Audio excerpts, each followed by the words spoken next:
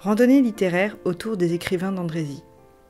Au cours de notre chemin dans les rues d'Andrézy, nous allons découvrir ensemble des lieux et des auteurs comme Julien Green, Guy de Maupassant, Paul Fort. Ces auteurs ont vécu ou séjourné à Andrézy, mais incontestablement, leur passage fut pour eux source d'inspiration. Le départ se situe devant l'espace Julien Green au 4 boulevard Noël Marc. Espace Julien Green. Ce bâtiment bien connu des Andrésiens tient son nom de l'écrivain Julien Green. D'origine américaine, il est venu passer des vacances à Andrézy durant son enfance. Il relate cette période dans l'ouvrage Jeunes années, autobiographie 1, Partir avant le jour.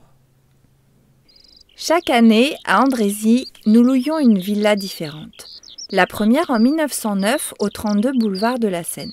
C'était une petite maison meublée, surtout de bibelots, me semble-t-il, car il y en avait partout, dans des vitrines, sur des consoles ou pendus au mur, mais il ne fallait toucher à rien. On traversait la route, on faisait quelques pas sous une double rangée de tilleuls.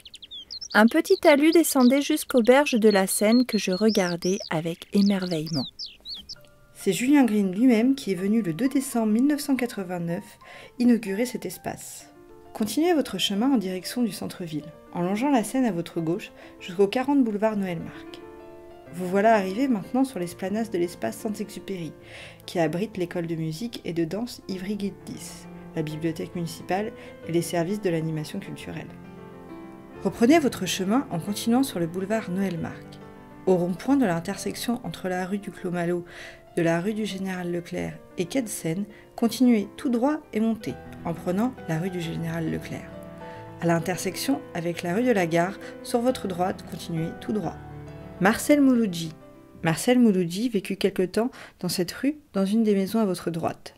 Cet artiste est surtout connu pour sa carrière d'acteur et de chanteur, mais beaucoup moins comme écrivain, alors qu'il a beaucoup écrit sur sa vie, notamment Le Petit Invité, 1989, où il raconte son histoire, celle d'un gamin de Paris, d'un titi parisien, qui ne mange pas tous les jours à sa faim.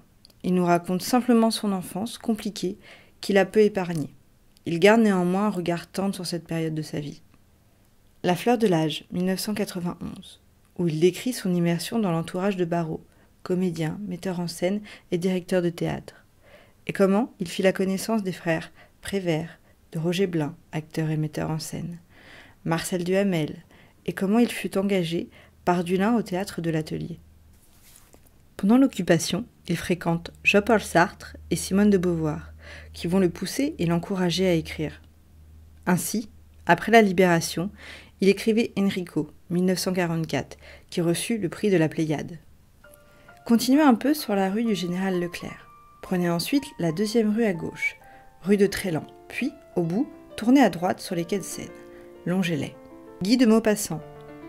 Guy de Maupassant écrivit une nouvelle, Le Modèle, publiée dans Le Gaulois du 17 décembre 1883, qui fut inspirée par son passage à Andrézy et de ses bords de Seine. Ils louèrent pour l'été une petite maison à Andrézy. J'étais là, un soir, quand germèrent les premières inquiétudes dans l'esprit de mon ami. Comme il faisait une nuit radieuse, nous voulûmes faire un tour au bord de la rivière.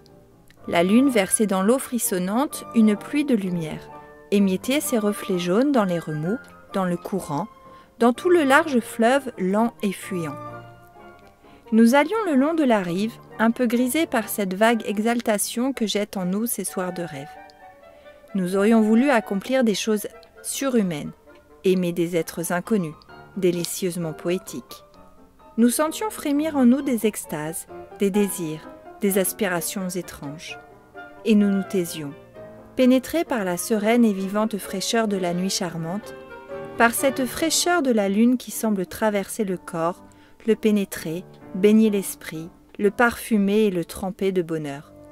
Tout à coup, Joséphine, elle s'appelle Joséphine, poussa un cri.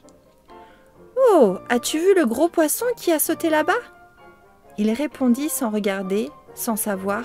« Oui, ma chérie. » Au passage du quai de Seine, au quai de l'Écluse, tournez à droite sur la rue de Chanteloup.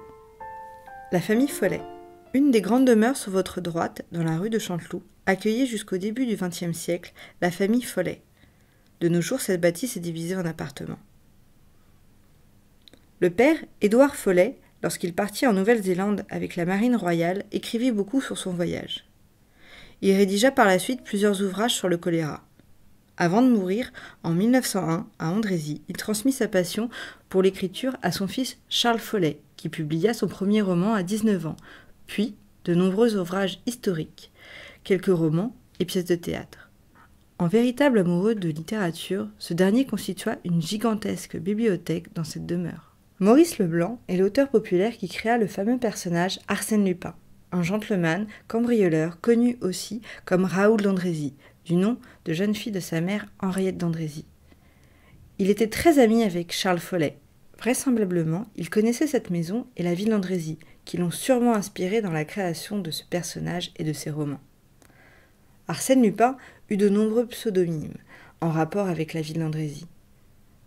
Comme précédemment évoqué, Raoul d'Andrézy, utilisé à partir de 1880, puis Vicomte d'Andrézy, utilisé lors du mariage avec Clarisse d'Etigues en 1894. En 1899, Arsène Lupin utilise le pseudonyme de Bernard d'Andrézy, usurpé à son cousin mort, puis en 1900, il prend le surnom de comte d'Andrézy. Continuez tout droit, puis prenez la première à droite sur l'avenue Maurice Berthaud. Continuez jusqu'au bout de cette rue. Passez proche de la gare et continuez jusqu'au panneau du patrimoine de l'impasse de la gare. Eden Rock, la maison de Fantomas. Cette grande maison a appartenu à Marcel Alain, qui s'y installa en 1939. Issu d'une famille bourgeoise de Paris, il fit de brillantes études de journalisme, puis devint le secrétaire de l'homme de lettres Pierre Souvestre.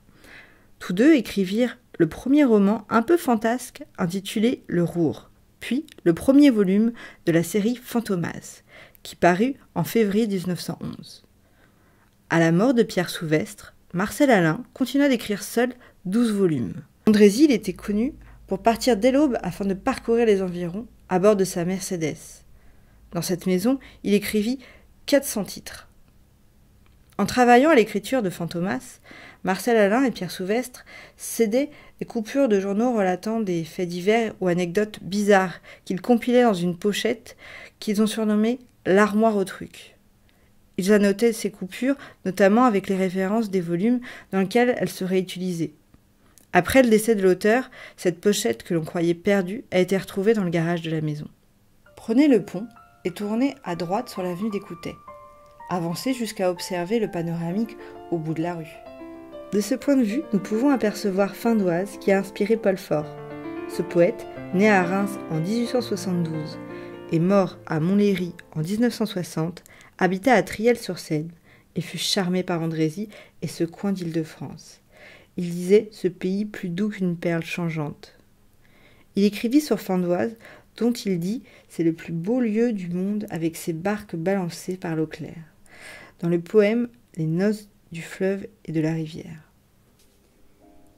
Ici, devant Findoise, Morcourt, Andrézy, Conflans-Sainte-Honorine, d'où bruit font ces noms-là? Voler de cloches pour un mariage, dirait-on pas?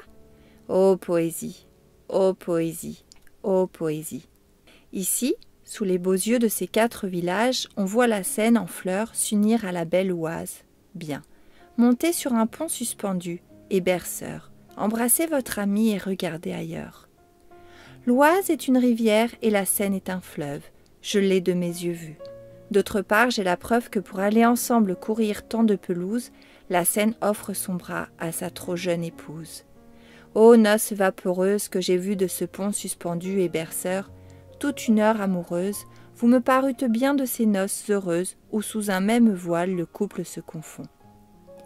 Le voile de la mariée, oh, et bien mieux encore, si l'image m'entraîne, je n'en ai pas fini. Je les vis sous les palmes de grands peupliers, d'or, courir et s'embrasser, tels Paul et Virginie. Quoi? Paul et Virginie mariés? Oui, l'un portait une casquette ornée d'un fin drapeau français. Cela m'a paru, du moins ce chaland reposé, l'autre un collier de barque scintillant de rosée. Qu'ils étaient purs. Sans doute, avant leur douche pour chat, l'Oise eut quelques amourettes, la Seine eut des faiblesses. Mes bons amis, la chose ne me regarde pas, qui ne saurait d'ailleurs troubler leur allégresse. La crécelle d'un gouvernail tourne là-bas. Oh, le joli, joli joujou pour l'enfant qui viendra. En tout bien, tout honneur, à son heure il viendra. On le nommera l'heure et ses choux il naîtra.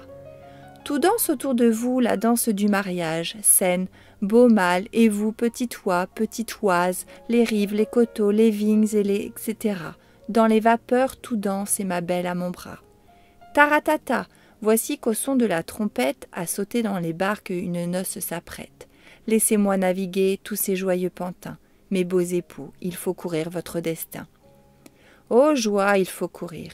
La mer est votre sort. Il faut courir, hélas, et la mer, c'est la mort. Triste à songer, mais non.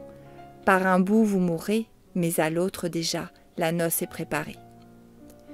Et je voudrais savoir comment, époux fidèles, dans la foule des fleuves qui se perdent au ciel, vous pouvez retrouver vos gouttes bleues et blondes pour vous aller cacher sous la terre profonde. En surgir et vous joindre au plus beau lieu du monde, ici, devant Findoise, Morcourt, Andrézy, Conflans, Sainte-Honorine. Doux bruit font ces noms-là, branle de cloche pour un imem. Dirait-on pas? Ô poésie, ô poésie, ô poésie. Plein de mélancolie, Paul Fort chante aussi les bois de l'Otille. Repose ici mon âme dans les bois de l'Otille. De là, sur le coteau de Chanteloup-les-Vignes, il voit à l'horizon l'Arc de Triomphe et les autres villages, près des nuages, dans les bleus lointains confondus. Cette vision poétique d'Andrézy, vue par Paul Fort, nous amène à regarder d'un nouvel œil la ville. Notre découverte littéraire s'arrête ici.